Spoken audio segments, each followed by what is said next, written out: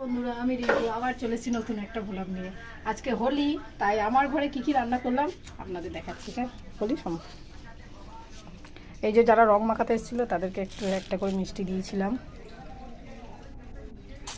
আজকে ঘরের জন্য ফ্রায়েড রাইস করেছি। আমার ছেলে মেয়ে অনেকদিন ধরে বলছিল, মা তুমি ছুটি নিচ্ছ না, ফ্রায়েড রাইস করছো না, তাই ছেলে মেয়ের জন্য ফ্রায়েড রাইস করেছি। আর এইদিকে চিকেন কষা, একটু আলু দিতে হয় কারণ আমার মেয়ে একটু আলু দিয়ে খেতে ভালোবাসে। দেখুন,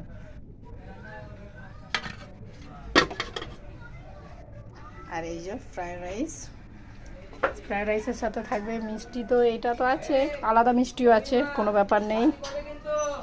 এই যে চলে এসছে আমার কর্তা, কেমন করে এসছে দেখি একবার, ভূত হয়ে এসছে না ঠিকই আছে? হ্যাঁ দেখি, ও হোলি খেলে একেবারে চান করে ঘরে ঢুকছে।